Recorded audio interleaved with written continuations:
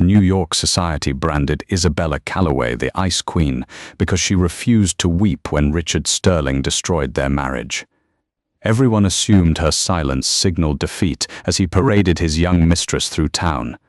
She vanished into the shadows, leaving observers convinced she was broken. But silence isn't always surrender. Often it is a calculated strategy. 2 years later, Isabella returned to the very gala that shunned her, wearing a rare ring Richard's millions could never purchase. She didn't just survive the divorce. Tonight, you will witness how she returned to actually buy the whole game and destroy his legacy. The conference room on the 42nd floor of the generic glass monolith in Midtown Manhattan smelled of stale coffee and aggressive cologne. It was the scent of expensive billable hours. Isabella Calloway sat at the long mahogany table, her hands folded perfectly in her lap. She was wearing a charcoal dress, high-necked, unpresuming. It was the kind of dress you wore to a funeral, or in her case, the autopsy of a 15-year marriage. Across the table sat Richard Sterling. He was 52, though his perfectly capped teeth and weekly chemical peels fought hard to suggest 45. He was leaning back in his Herman Miller chair, checking his watch, a Patek Philippe Nautilus that cost more than most people's college tuition. He looked bored. Next to him was his lawyer, a bulldog of a man named Arthur Pendleton, known in the city as the Butcher of Park Avenue. Pendleton was currently listing Richard's assets, or rather the lack thereof. As you can see in Exhibit C, Pendleton said, sliding a thick binder across the table. Mr. Sterling's liquidity is currently tied up in offshore investments which have underperformed. The Hamptons estate is heavily leveraged. The portfolio has taken a hit. Frankly, Mrs. Sterling, the settlement offer of $2 million and the apartment in Connecticut is generous given the current climate. $2 million. They were worth, conservatively, $400 million. Isabella knew it. Richard knew she knew it. But the most deafening thing in the room wasn't Pendleton's droning voice. It was Isabella's silence. For 6 months she hadn't spoken a word to Richard. Not when he came home at 3 a.m. smelling of vanilla perfume that wasn't hers. Not when the photos of him and the 23-year-old Instagram model, Chloe Vane, surfaced on page 6. Not even when he served her the papers on her birthday. She just stared at him. Richard hated it. He wanted a scream. He wanted a fight. He wanted her to throw a vase so he could call her unstable and justify what he was doing. But she gave him nothing. She was a statue. Isabella. Richard sighed, breaking protocol. He leaned forward, flashing that charming, shark-like grin that had once made her weak in the knees at the crisp age of 22. Look, let's be adults. You don't need the hassle of a trial. You've never been good with numbers. You'll take the Connecticut place. You'll paint. You'll garden. It's what you're good at. Leave the business to the people who built it. The people who built it. Isabella's eyes flickered to his, just for a second. She remembered the nights in their first cramped apartment in Brooklyn, proofreading his pitch decks until her eyes burned. She remembered pawning her grandmother's pearl choker to pay for the incorporation fees of Sterling Global. She remembered the dinner parties where she charmed investors while he was in the bathroom doing lines of coke to calm his nerves. She built it. He just stood on top of it. Her lawyer, a sharp, quiet woman named Sarah Jenkins, looked at Isabella.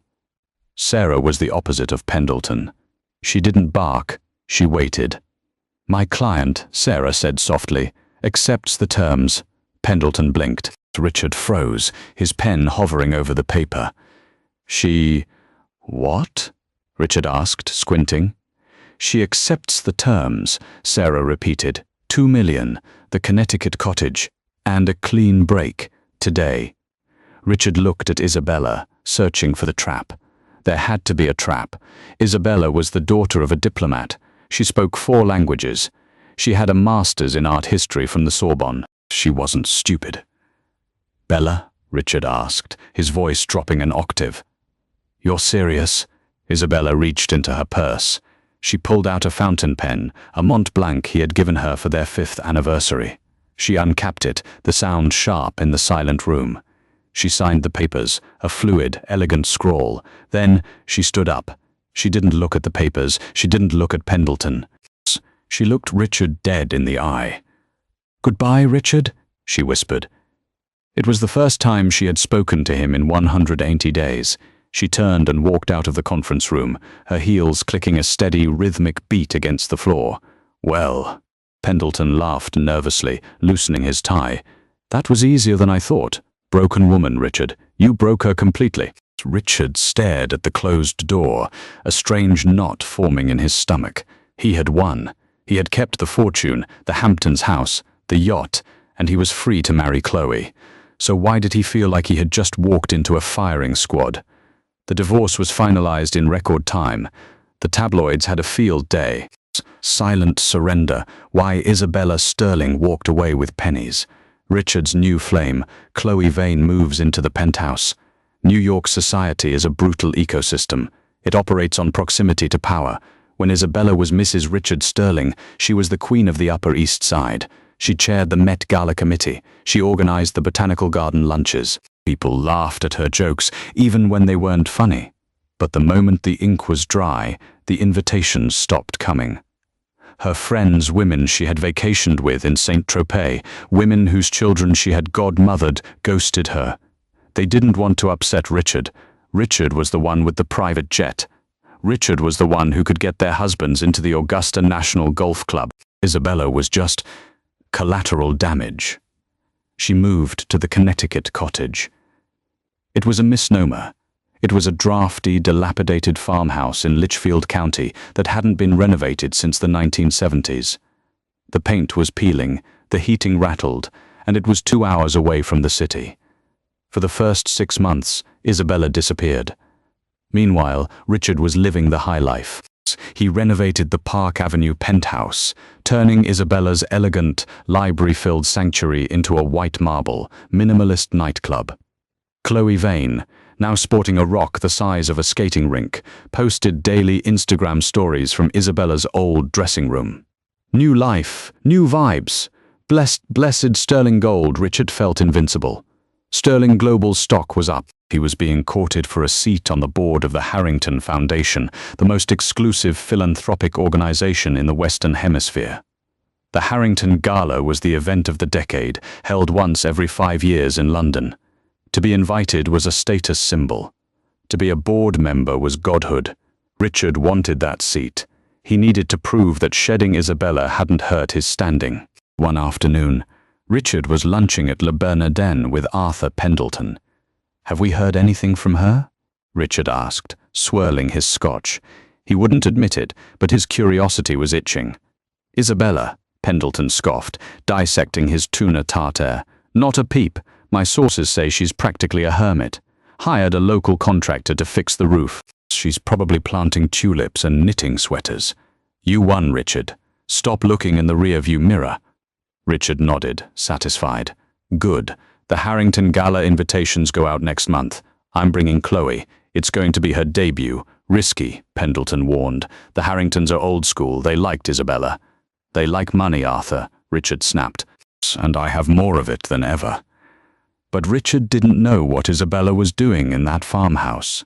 She wasn't knitting. The day she arrived in Connecticut, Isabella walked into the dusty study, swept the cobwebs off the desk, and opened her laptop.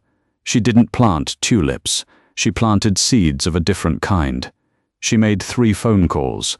The first was to a man named Sebastian Gray. No one in New York talked about Sebastian Gray, because Sebastian Gray didn't exist on Google. He was a broker of information, a fixer for the European aristocracy, and an old friend from Isabella's days at the Sorbonne before she became Mrs. Sterling. "Sebastian," she said when he picked up. "Bella," his voice was like velvet and smoke. "I heard about the settlement. 2 million? You're losing your touch." "I needed the cash liquid and immediate, and I needed him to think I was defeated," she said, her voice sharp, devoid of the fragility she had shown in the lawyer's office. "I need you to liquidate my grandmother's trust. The one Richard doesn't know about, the one in Zurich. That's a nuclear option, Bella. That's the family jewels. Do it, and Sebastian, I need a meeting with the House of Andalusia." There was a long pause on the line. The Spanish royal jewelers, they haven't taken a private commission in 40 years. They only work for the crown. "Tell them," Isabella said, looking out the window at the overgrown garden, "that the girl who identified the stolen Goya in Paris 15 years ago is calling in her favor." Sebastian laughed, a low, dark sound. "Oh, this is going to be fun. Richard thinks you're dead, doesn't he?" "Let him think it," Isabella said. "I don't want to be alive. I want to be a ghost, because ghosts are the only things that can haunt you without being seen." 18 months passed. The silence from Connecticut was absolute. To the New York elites, Isabella Calloway was a cautionary tale, a woman who aged out of her utility and was discarded. Richard Sterling was riding high. He had secured his nomination for the Harrington Board. The gala was set for December in London, at the Royal Albert Hall. It was going to be the most extravagant night in British society. The invitations arrived in boxes made of black velvet, embossed with gold leaf. Richard opened his with a flourish at the breakfast table. Chloe was busy taking a selfie with her matcha latte. "We're in," Richard grinned, holding up the heavy card. "Top-tier seating, royal box adjacent." Chloe squealed. "Do I have to wear black? I want to wear red, bright red." "Wear whatever you want," Richard said, feeling magnanimous. "Just make sure it's expensive." He scanned the guest list included in the briefing packet. It was a who's who of global power: the Prime Minister, the Duke of Westminster, tech moguls, and then his eyes caught a name near the bottom of the patrons list. Ms. Isabella Calloway. Richard froze. "What is it?" Chloe asked, sensing the shift in the air. "She's invited," Richard muttered. "Isabella. She's on the list." Chloe laughed, a harsh, tinkling sound. "So?" "She probably bought a pity ticket with her alimony money. She'll show up in some dusty old rag, stand in the back, and eat the free shrimp. It'll make us look even better, Richard. You with me, young, hot, rich. Her alone and sad." Richard slowly relaxed. Chloe was right. This was actually perfect. If Isabella showed up, it would be the final nail in her coffin. He would greet her with pity. He would introduce her to Chloe. He would show the world that he had upgraded and she had stagnated. "You're right." Richard kissed Chloe's forehead. "Let her come. It'll be a good show." The night of the gala, London. The air in London was biting cold, but the press line outside the Royal Albert Hall was blazing hot. Flashbulbs popped like strobes as limousines deposited billionaires and countesses onto the red carpet. Richard stepped out of his Rolls-Royce Phantom, looking dapper in a Savile Row tuxedo. On his arm, Chloe wore a custom Versace gown in screaming scarlet, slashed down to the navel. It was loud. It was aggressive. It screamed new money, but Richard didn't care. He waved to the cameras. "Mr. Sterling! Mr. Sterling, over here!" They walked the carpet, basking in the attention. Richard scanned the crowd, looking for a sad, lonely figure in a charcoal dress. He didn't see her. She probably chickened out, Chloe whispered, checking her makeup in her phone camera. They moved inside the great hall. It was a sea of diamonds and black ties. Waiters circulated with vintage champagne. The air smelled of expensive flowers and old power. Richard began to work the room. He shook hands with the CEO of BP. He nodded to a Saudi prince. He felt like the king of the world. Then the room changed. It wasn't a sound, it was the lack of sound. A hush started near the grand entrance and rippled through the crowd like a wave. Conversations stopped mid-sentence. Glasses were lowered, heads turned. "Who is that?" Someone whispered near Richard. Richard turned around, annoyed that someone was stealing his spotlight. Standing at the top of the grand staircase was a woman. For a second, Richard didn't recognize her. She was wearing a gown of midnight blue velvet, so dark it looked almost black. But when the light hit it, it shimmered like the night sky. It was strapless, structured, hugging a body that was leaner, stronger, and more statuesque than he remembered. Her hair, usually worn in a sensible bob, was long now, styled in glamorous, old Hollywood waves that cascaded over one shoulder. It was Isabella, but it wasn't the Isabella he divorced. That Isabella was soft, beige, and apologetic. This woman was terrifying. She began to descend the stairs. She wasn't walking, she was gliding. Every eye in the room was glued to her. She was alone, but she didn't look lonely. She looked like she owned the stairs, the building, and everyone in it. "Is that his ex-wife?" a woman whispered loudly. "My God." She looks incredible. I heard she was living in a shack. Another man muttered, that dress is haute couture, Givenchy archival, you can't even buy that. Richard felt a cold sweat break out on the back of his neck. Chloe gripped his arm, her nails digging in. Why is everyone looking at her? She hissed. She looks like a witch.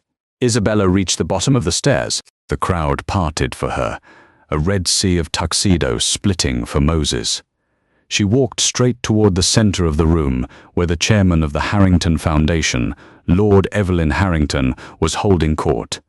Lord Harrington was a man who famously never smiled. When he saw Isabella, his face lit up. Isabella, my dear, Lord Harrington boomed, bypassing Richard completely to take Isabella's hands. We were terrified you wouldn't make it from the airport. I wouldn't miss it, Evelyn, Isabella said. Her voice was different too, lower, huskier. The jet had a slight delay in Zurich. You know how the fog gets. The jet? Richard's brain short-circuited. Isabella didn't have a jet. She flew commercial economy. He made sure of it. Isabella turned, and for the first time her gaze swept the room. It landed on Richard. She didn't smile. She didn't frown. She looked at him with a cool, detached amusement, like a scientist looking at a bug in a jar. And then she raised her left hand to tuck a lock of hair behind her ear. That was when the room gasped. On her ring finger, where Richard's modest 2-carat diamond used to sit, was a ring.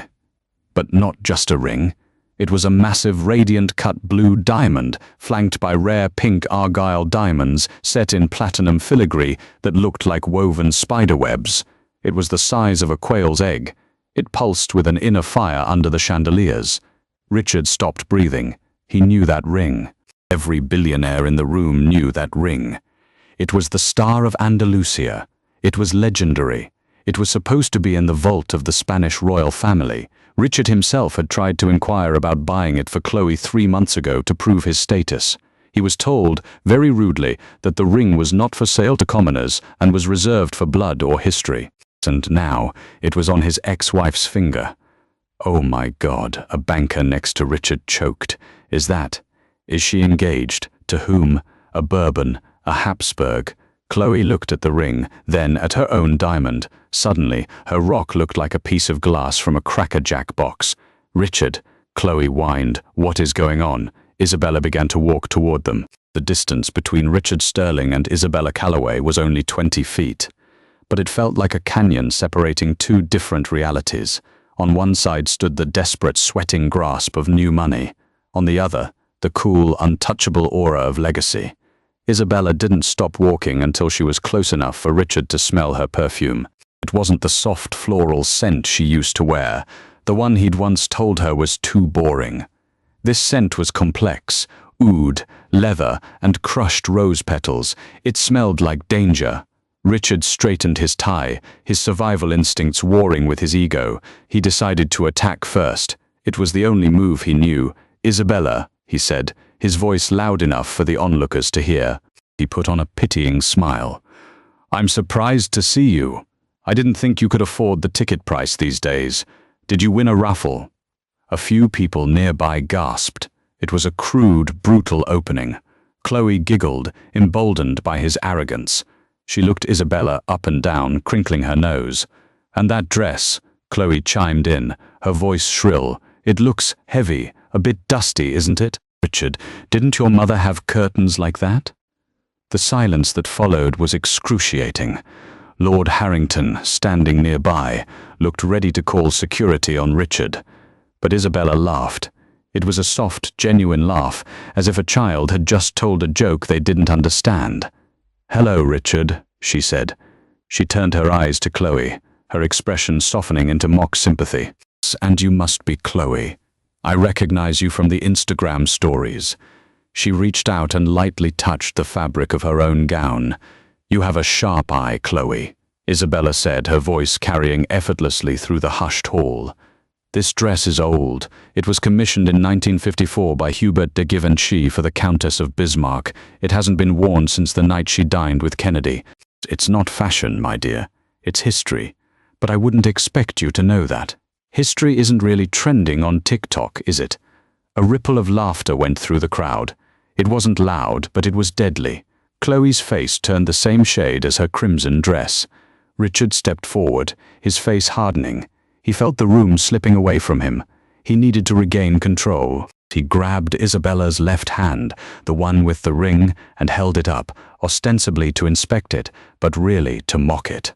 "And this?" Richard sneered, looking at the massive blue diamond. "Costume jewelry, Bella. Really? Trying to impress the old crowd with glass? It's a bit gaudy, even for you." He expected her to pull away, to flush with embarrassment. Instead, Isabella left her hand in his grip. She looked down at him, her eyes icy. "Careful, Richard," she whispered. "You're holding the GDP of a small nation." "Please," Richard scoffed, dropping her hand. "Who gave it to you? Who are you sleeping with? Some senile oil tycoon?" Lord Harrington stepped in then, his face thunderous. "Mr. Sterling," he boomed, "that is enough." "It's all right, Evelyn," Isabella said, raising a hand to stop the older man. She looked back at Richard. "You always did have a hard time understanding value, Richard. You think this ring is something a man gives a woman to mark her as property. You think I'm wearing an engagement ring." She twisted the ring on her finger. The blue stone caught the light, fracturing it into 1,000 dazzling sparks. "This isn't an engagement ring," she said. "It's a signet." "A signet?" Richard frowned. "For what?" "For the consortium," she said simply. She didn't explain, she didn't have to. She turned her back on him, dismissing him as if he were the waiter. "Come, Evelyn," she said to Lord Harrington. "I believe the chairman's table is waiting. We have much to discuss regarding the Asian market expansion." "Indeed we do, my dear," Harrington said, offering her his arm. They walked away, heading toward the raised VIP platform in the center of the hall, an area roped off by velvet cords, guarded by security. It was the inner sanctum, reserved for the Board of Governors and their guests of honor. Richard and Chloe were left standing on the edge of the dance floor. A waiter appeared next to Richard.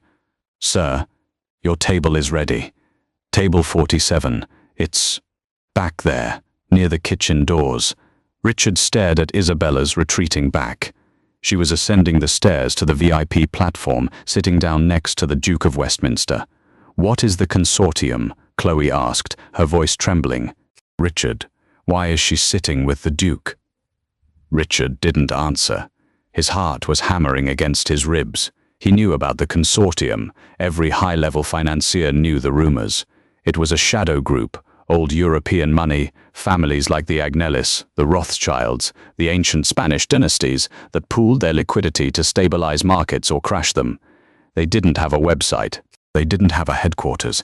They had signets, and Isabella was wearing one. "We need to leave," Richard muttered. "But we just got here," Chloe whined. "I said we need to leave," Richard hissed.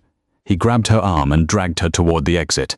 He needed to get to a phone. He needed to call Arthur Pendleton, because if Isabella Calloway was part of the consortium, she wasn't just his ex-wife anymore. She was his executioner.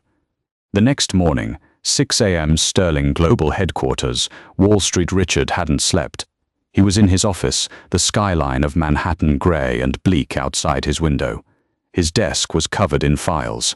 Arthur Pendleton sat on the leather sofa, looking disheveled. He had been summoned at 4 a.m.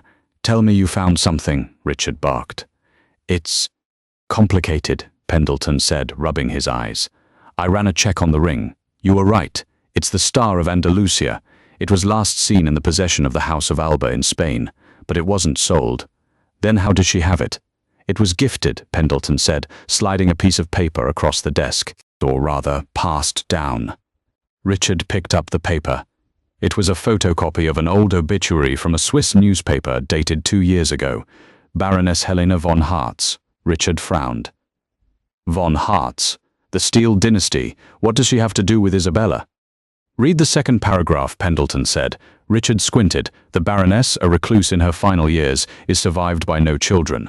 Her estate, valued at approximately 12 billion euros, has been placed in a private trust managed by her sole companion and confidante of 20 years. The name had been redacted in the public version." "Isabella," Richard whispered. "I dug deeper," Pendleton said, his voice dropping. "Richard, think back, 15 years ago, when you were starting Sterling Global. You sent Isabella to Europe to scout investors because you were too busy trying to close the deal with Lehman Brothers. She spent 3 months in Zurich. Richard remembered. He had been glad to get her out of the way. She had come back quiet, saying she had made some friends who enjoyed art. She wasn't just looking at paintings, Pendleton said. She was working. She was translating legal documents for Helena von Hartz. She was managing the old woman's correspondence. She became the daughter the Baroness never had. When the Baroness died, she left Isabella the keys to the kingdom. Richard sank into his chair. So she has money. So what? I have money. Sterling Global is worth $3 billion. It's not just money, Richard, Pendleton said, looking pale. The von Hartz family holds the controlling debt in 3 major banks. Specifically, the 3 banks that underwrite your loans. The room spun. Sterling Global was leveraged. Heavily. Richard had borrowed against the company to buy the penthouse, the yacht, and to fund the aggressive expansion into Asia. If the banks called in the loans, he was finished. She owns my debt? Richard asked, his voice cracking. Technically, the trust owns it, but she controls the trust. Richard stood up and walked to the window. He felt like he was going to vomit. The silence, the refusal to fight for more alimony, the quiet exit to Connecticut. It wasn't surrender. She was clearing the blast zone. She waited, Richard realized. She waited until I leveraged myself to the hilt for the Asia expansion. She waited until I was most vulnerable. And there's one more thing, Pendleton said. He hesitated. The Harrington board seat, the one you've been campaigning for. What about it? The Von Hartz Trust is the largest donor to the Harrington Foundation. They have veto power over new board members. Richard slammed his fist onto the desk. She's going to block me. No, Pendleton said. She's not going to block you. What? I got a call from the foundation this morning. Your nomination has been fast-tracked. They want to interview you today, at noon. In the boardroom. Richard blinked. She approved me. It seems so. Richard began to pace. Why would she do that? If she wanted to destroy him, she would block the seat. She would call the loans. Why let him in? Unless... A slow, arrogant smile began to creep back onto Richard's face. She still loves me, he said. Pendleton looked skeptical. Richard. Think about it, Arthur. Richard laughed, the manic energy returning. She's showing off. She's flashing the ring. She's flashing the power. But she's approving my seat. She wants me to see her as an equal. She wants me back. He smoothed his hair.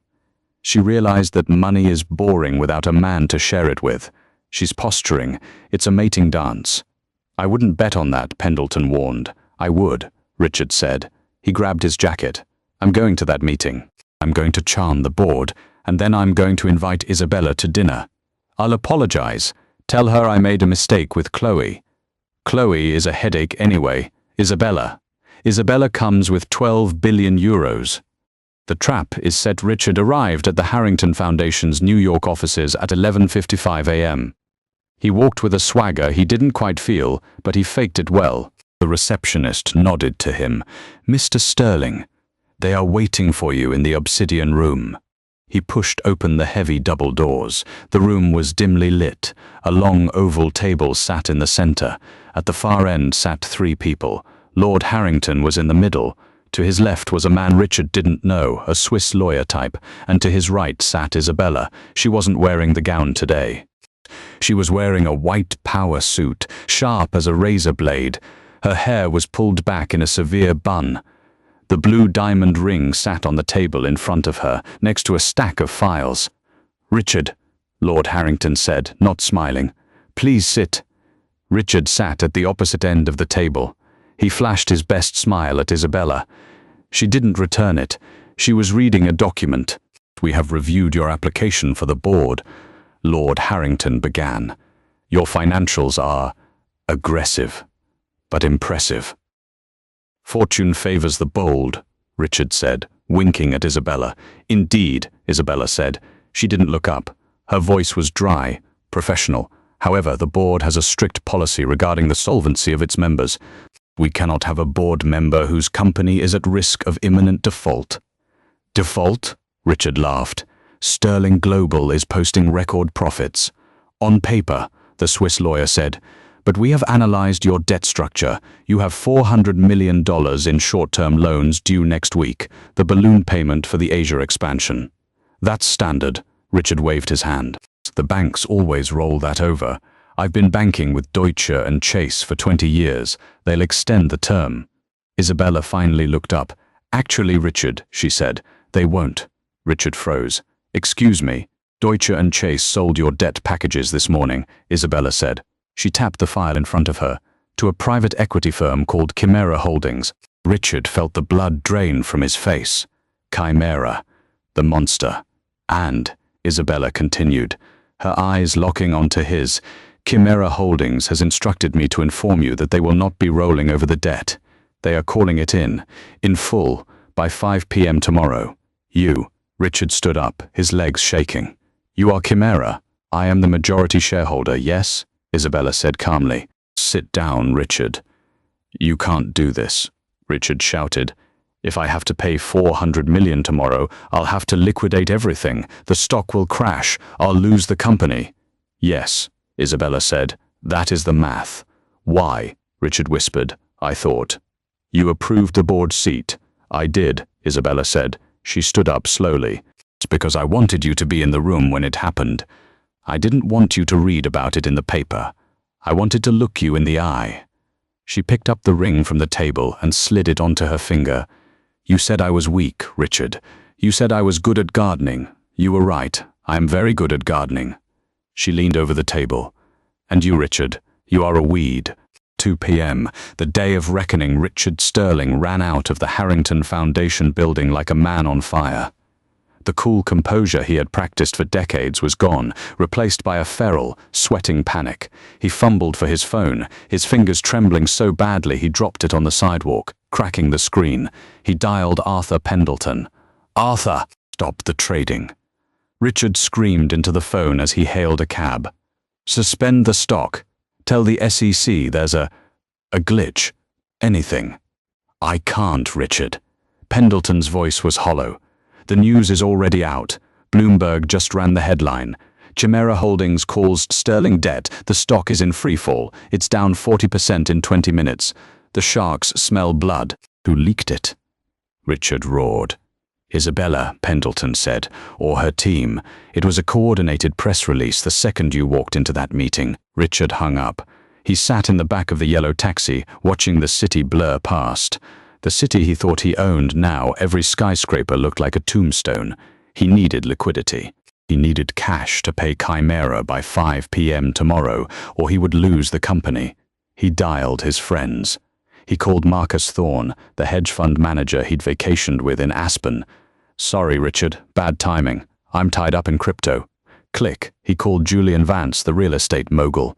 Richard, old boy, I heard. Tough break. Look, I can't lend, but if you're selling the Hamptons house, I'll take it off your hands for, let's say, 10 million. Cash today. It's worth 40. Richard screamed. Not when you're desperate, it isn't. Click. By the time the taxi pulled up to his Park Avenue penthouse, Richard knew it was over.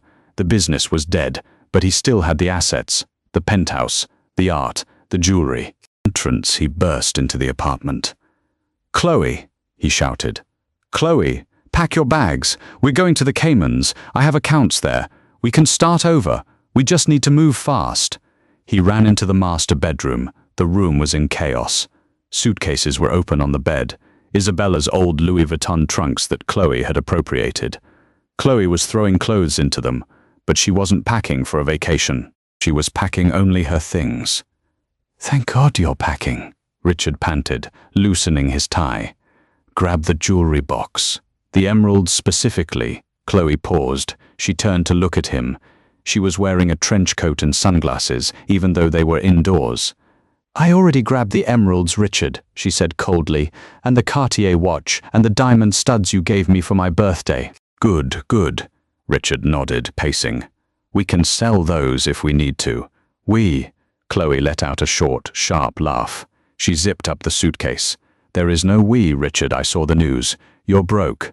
Actually, you're worse than broke. You're toxic. Richard stopped pacing. Chloe, what are you talking about? I'm Richard Sterling. I can bounce back. I just need a year. I don't have a year, Chloe snapped. I'm 24. I'm in my prime. I'm not going to waste it living in a rental apartment in, where? New Jersey, while you fight lawsuits. She dragged the suitcase off the bed. The wheels clattered loudly on the marble floor, the floor Isabella had chosen, the floor Richard had paid for. You can't leave me, Richard whispered, his voice cracking. I left my wife for you. I bought you everything. Chloe stopped at the door. She looked back, not with anger, but with boredom. You left your wife because you were having a midlife crisis, Richard, and you bought me things because that was the deal.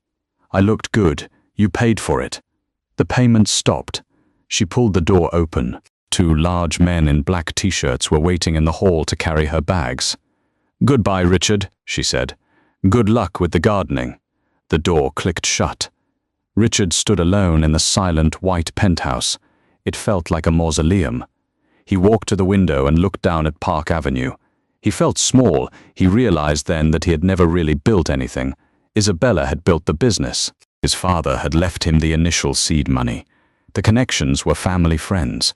Even his mistress was a transaction. He was a man made of paper, standing in a storm. The final plea, he had one card left to play.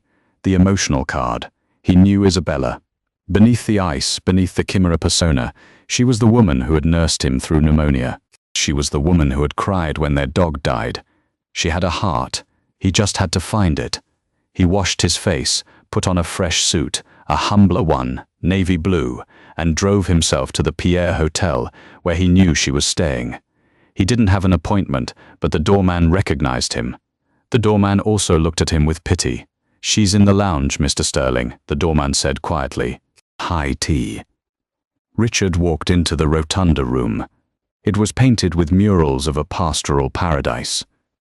Isabella was sitting at a corner table reading a book, The Count of Monte Cristo. The irony was not lost on him. She didn't look up when he approached. Bella, he said softly. She turned a page. You have 3 minutes, Richard. I have a meeting with the SEC at 4:00. He pulled out a chair and sat down, disregarding protocol. He reached across the table, trying to take her hand. She moved it away, picking up her teacup. Bella, please, Richard said, his eyes welling up with actual tears. I'm ruined. They're going to take everything. The company, the house, my reputation. I know, she said, taking a sip of Earl Grey. I designed it that way. Why? He pleaded. Is this revenge? Is this about the affair? I'm sorry, Bella. I'm so sorry. I was an idiot. I was weak. But to destroy everything we built, 15 years of work, why burn it down? Isabella set the cup down. The china clicked against the saucer. I didn't burn it down, Richard, she said. I harvested it. She looked him in the eye. You think this is about Chloe? You think I'm a scorned woman, acting out of jealousy? She shook her head slightly. That would be beneath me. Then what? It's about respect, she said. When we married, we were partners. I worked as hard as you. I sacrificed my career in Paris for your ambition in New York. And when you decided you were done with me, you didn't just leave. You tried to erase me. You told the lawyers I was unskilled. You told our friends I was fragile. You tried to rewrite history to make yourself the sole architect of our success. She leaned forward, her voice dropping to a whisper that was louder than a scream. I am not a footnote in your biography, Richard. I am the author. Richard stared at her. He saw the steel in her spine. He realized, for the first time, that he had never really known her. He had married a reflection of what he wanted, but he had divorced a titan. I can't pay the debt, Richard admitted, slumping in his chair. I have nothing. I know, Isabella said. She reached into her purse and pulled out a checkbook. Richard's heart leaped. Was she going to write him a check? Was she going to save him? She wrote a check, tore it out, and slid it across the table. Richard looked at it. It was for $2 million. What is this? He asked. The settlement, she said. You gave me $2 million to go away. I'm returning it. I don't need your money anymore, Richard. I have my own. She stood up, smoothing her skirt. Consider the debt called. Chimera Holdings will take possession of Sterling Global's assets tomorrow morning. You can keep the penthouse, but the maintenance fees will bankrupt you within 6 months, so I suggest you sell. Arthur Pendleton has already offered to handle the bankruptcy proceedings for you. He's very good. Bella. Goodbye, Richard, she said. She walked away, her heels clicking on the marble, leaving him alone with a check for $2 million and a life that was worth zero. 6 months later, the auction room at Sotheby's on York Avenue was vibrating with a specific frequency, the hum of predatory excitement. It was the same energy found at a gladiator match or a public execution, though the violence here was financial, not physical. The event was titled The Dissolution of the Sterling Empire, a name that carried a grim finality. New York's elite had gathered not out of respect for Richard Sterling, but to pick the meat off the bones of his legacy. Every item that had once signaled his dominance was now just a lot number in a glossy catalogue. Isabella Calloway sat in the front row, seat A1. She was an island of calm in a sea of whispering socialites. She wore white, a sharp structural suit by Alexander McQueen that suggested not a grieving ex-wife, but a conquering general. Beside her sat Sebastian Gray, checking the bidding metrics on his tablet with a bored expression. Lot 45, the auctioneer announced, his British accent crisp and unyielding. The Storm on the Sea of Galilee, a high-end reproduction commissioned for the CEO's private office. Starting bid at $5,000. Isabella watched as the paddle wars began. Men who had once begged Richard for meetings were now fighting to buy his office chair, his humidor, even the fountain pens he used to sign billion-dollar deals. It was a grotesque display of how quickly power transfers in the city. Isabella didn't raise her paddle for the art. She didn't bid on the yacht, which went for a fraction of its value to a Russian oligarch. She sat perfectly still, her hands folded in her lap, waiting. Finally, the room grew quiet. The auctioneer adjusted his glasses. And now, ladies and gentlemen, we come to the final item of the evening. Lot 100. A hush fell over the room. Behind the auctioneer, a large screen displayed an aerial photograph of the 42-story glass monolith on Fifth Avenue, the headquarters of Sterling Global. We are bidding on the naming rights to the property at 640 Fifth Avenue, the auctioneer intoned. As per the bankruptcy restructuring agreement, the current branding is to be removed. The winner of this lot will hold the naming rights for the next 99 years. This was it. The ultimate erasure. Richard's name was being scrubbed from the skyline. Do I hear 10 million? 10 million, a real estate developer shouted from the back. 12, a tech CEO countered instantly. 14 million, a voice from the telephone bank called out. The price climbed steadily, fueled by ego. To put one's name on that building was to claim the heart of Manhattan. The room was buzzing. 18 million, the developer shouted, sweating. $18 million. 18 million going once. Isabella slowly raised her paddle. She didn't look around. She didn't look at the developer. She looked straight at the screen where the Sterling Tower stood tall and proud. 20 million, she said. Her voice wasn't loud, but it cut through the murmurs like a diamond cutter through glass. The room gasped. Heads snapped toward the front row. Sebastian Gray allowed himself a small, rare smile. I have 20 million from Miss Calloway, the auctioneer said, unable to hide a flicker of surprise. Do I hear 22? Silence. The developer shook his head, dropping his paddle. No one dared to bid against her. They knew who she was now. They knew she was backed by the Von Hart's fortune, by the consortium, by a power they couldn't calculate.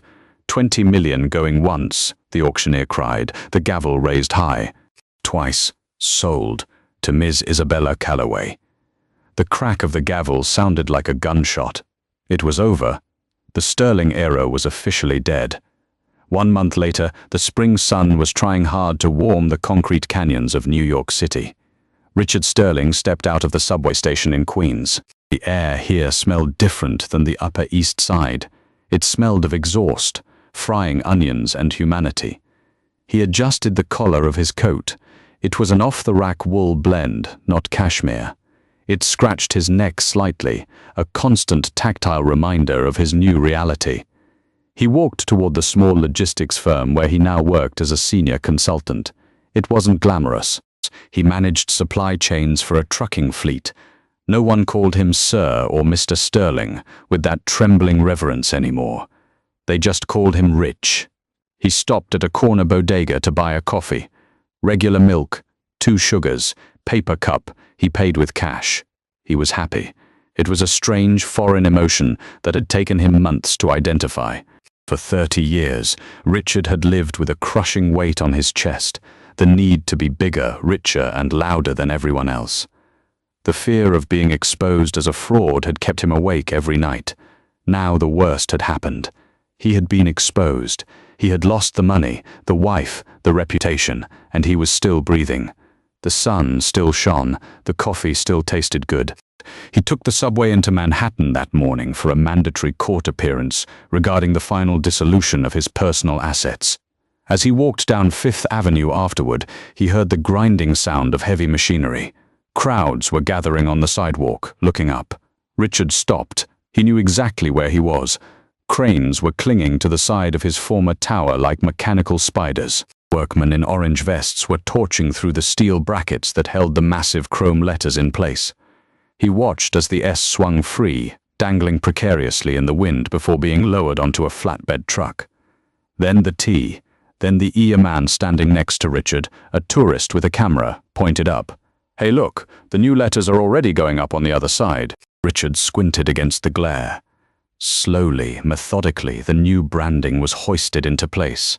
It wasn't chrome. It was a burnished, matte gold, elegant, understated, permanent. Calloway Callaway Hall. The letters glinted in the sunlight. Isabella hadn't just taken his building, she had turned it into a monument. He had read in the papers that it was being converted into a center for the arts, a sanctuary for painters, sculptors, and musicians, funded by the Von Hartz Trust. The penthouse, his former palace of ego, was being gutted to become a library open to scholarship students. Richard stared at the name. Callaway. It looked right. It looked like it belonged there. He waited for the anger to come. He waited for the bitterness that had consumed him during the divorce proceedings. But it didn't come. Instead, he felt a strange lightness. The building wasn't his burden anymore. The legacy wasn't his to uphold. He was just a man in a scratchy coat, drinking bodega coffee. "That's a nice name," the tourist commented to Richard. "Classy." Richard smiled. A genuine, crinkle-eyed smile that he hadn't worn in years. "Yes," Richard said softly. "She always had the best taste." He turned his back on the tower, tossed his empty coffee cup into a trash can, and walked toward the subway. He had a shift starting at 2 p.m., and for the first time in his life, he didn't want to be late. The Harrington Gala, 1 year later. The Royal Albert Hall in London was ablaze with light. The gala had returned, more opulent than ever. The air inside was thick with the scent of lilies and old money. Isabella Callaway stood on the private balcony of the royal box, away from the noise of the orchestra and the clinking of champagne flutes. The night air was cool against her skin. She was wearing emerald green this year, the color of life, of growth, of spring. She rested her hands on the stone balustrade. On her finger, the Star of Andalusia hummed with blue fire. It was heavy, a reminder of the responsibilities she now carried. She was no longer just a socialite. She was a titan of industry, a gatekeeper of culture, a woman feared and respected in equal measure. The door behind her creaked open. Lord Evelyn Harrington stepped out, holding 2 glasses of vintage Krug. "I thought I might find you out here," Harrington said, handing her a glass. "You've achieved quite the victory, my dear. The consortium is stable, the foundation is thriving, and I hear the opening of Callaway Hall was a sensation." "It's coming along," Isabella said, taking the glass. "We have our first class of scholarship students starting next month." Harrington leaned against the railing, looking at her with admiration. "You know, they still talk about it. The divorce, the takeover. They call you the Ice Queen now." Isabella laughed softly. It was a warm, rich sound. "Let them talk, Evelyn. They can call me whatever they like." "Do you ever miss him?" Harrington asked, his voice dropping. "Or the life you had before?" Isabella looked out over the London skyline, the city lights twinkling like the diamonds in the room behind her. She thought of Richard, not with malice, but with the distant fondness one feels for a lesson learned. She thought of the silence of the farmhouse in Connecticut, the dirt under her fingernails, the solitude that had forged her into steel. "No," Isabella said firmly. "I don't miss the life I had. I was asleep back then." She raised her glass, the bubbles catching the moonlight.